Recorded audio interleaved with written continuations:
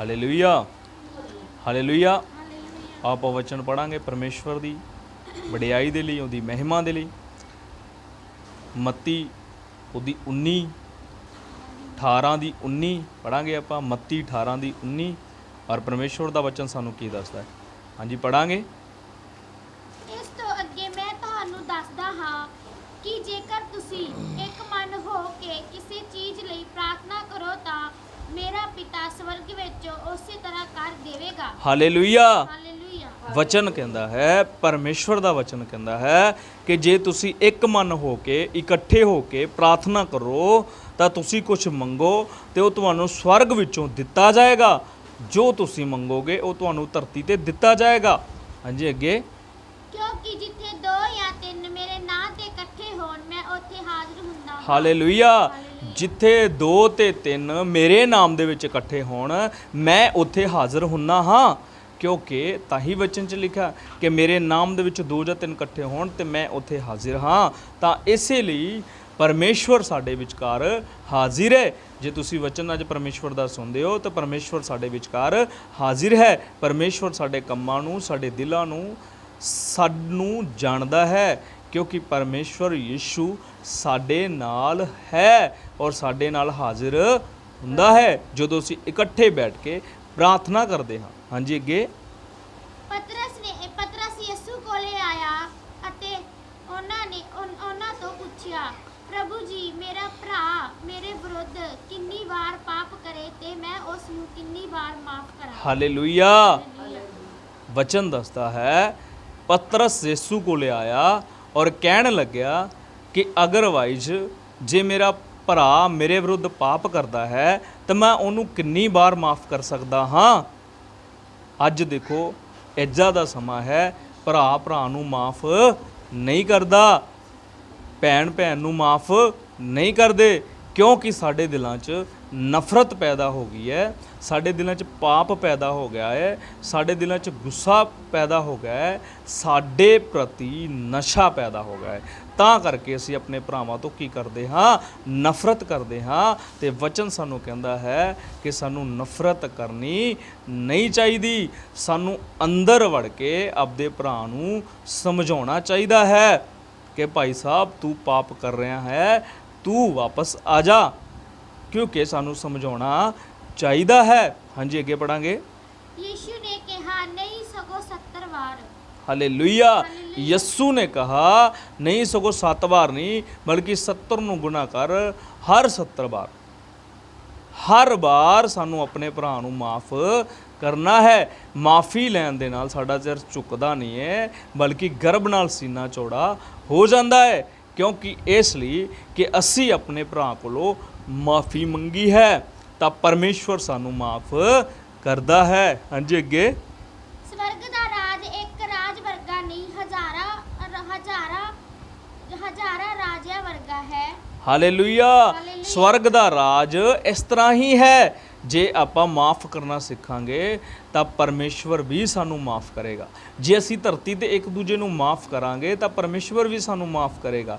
जे असी किसी ते दोष लावांगे तो साडे ते भी दोष लगूगा। जे असी पाप करांगे तो साडे पाप ज़ाहिर होणगे ते परमेश्वर सानू माफ़ नहीं करेगा। अंत दे दिनां दे विच सानू परमेश्वर माफ़ नहीं करेगा। मेरे अजीज़ो, मेरिया भैनों, मेरे भरावो, परमेश्वर दे वचन नूं आपां फॉलो करिए और उस ते चलीए ताकि असी एक दूसरे नाल नफरत ना करिए। जे साडा कोई भरा पाप करता है साडे विरुद्ध तां उहनूं असी इकल्ले बैठ के समझाइए भी भाई साहब ये तू गलत कर रहा वा, क्योंकि तू परमेश्वर दा है और परमेश्वर दी महिमा करन वास्ते तैनूं इस धरती दे विच भेजा गया है, बल्कि बुराई करने वास्ते नहीं है। तो उठ खड़ा होइए, आपां परमेश्वर दी महिमा दे लई उठिए। इस तरह दे सानू काम जिहड़े है करने चाहिए है जे असी सच्चे विश्वासी हाँ। हाँ जी अगे।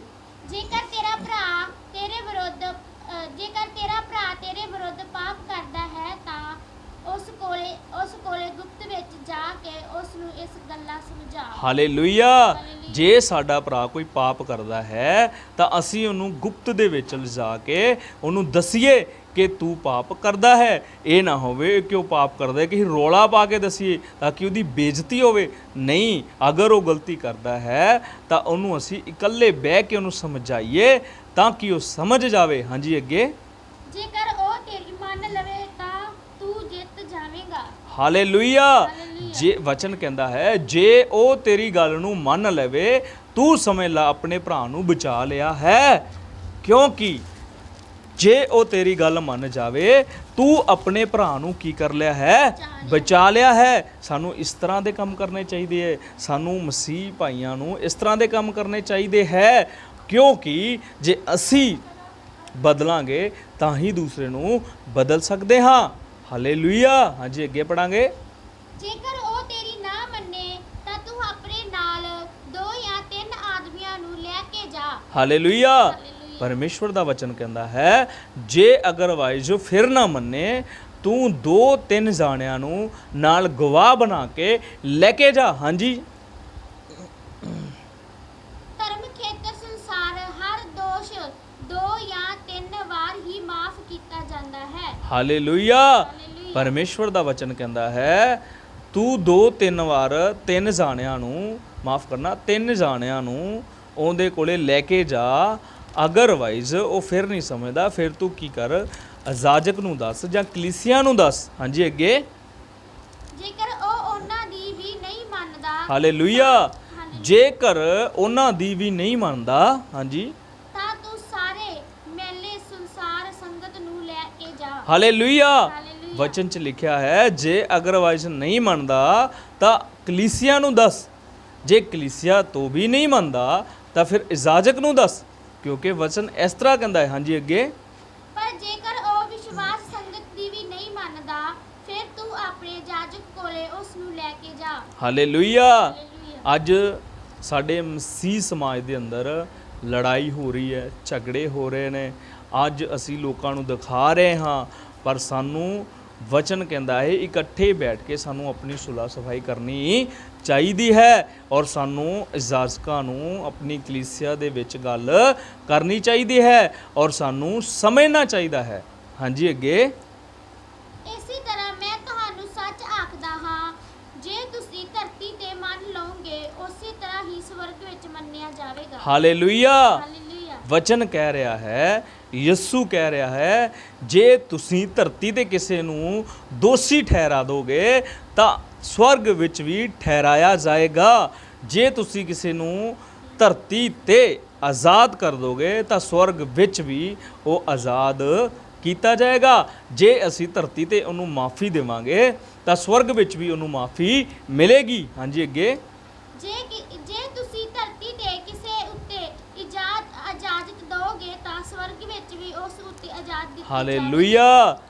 ਵਚਨ ਕਹਿ ਰਿਹਾ ਹੈ, ਯਿਸੂ ਕਹਿ ਰਿਹਾ ਹੈ ਜੇ ਤੁਸੀਂ ਧਰਤੀ ਦੇ ਉੱਤੇ ਕਿਸੇ ਨੂੰ ਇਜਾਜ਼ਤ ਦੋਗੇ ਤਾਂ ਉਸੇ ਤਰ੍ਹਾਂ ਸਵਰਗ 'ਚ ਵੀ ਇਜਾਜ਼ਤ ਦਿੱਤੀ ਜਾਏਗੀ। ਜੇ ਅਸੀਂ ਧਰਤੀ ਤੇ ਕਿਸੇ ਨੂੰ ਮਾਫ ਕਰਾਂਗੇ ਤੇ ਸਾਨੂੰ ਵੀ ਮਾਫ ਸਵਰਗ 'ਚੋਂ ਕੀਤਾ ਜਾਏਗਾ, ਕਿਉਂਕਿ ਇਸ ਲਈ ਇਹ ਵਚਨ ਸਾਨੂੰ ਕਹਿ ਰਿਹਾ ਹੈ ਕਿ ਸਾਨੂੰ ਆਪਸੀ ਆਪਣੇ ਭੈਣ ਭਾਈਆਂ ਦੇ ਨਾਲ ਨਫ਼ਰਤ ਨਹੀਂ ਕਰਨੀ ਚਾਹੀਦੀ। ਸਾਨੂੰ ਆਪਣੇ ਦੁਸ਼ਮਣ ਦੇ ਨਾਲ ਵੀ ਨਫ਼ਰਤ ਨਹੀਂ ਕਰਨੀ ਚਾਹੀਦੀ। ਸਾਨੂੰ ਉਹਨਾਂ ਨੂੰ ਮਾਫ ਕਰਨਾ ਚਾਹੀਦਾ ਹੈ। ਹਾਂਜੀ, ਅੱਗੇ।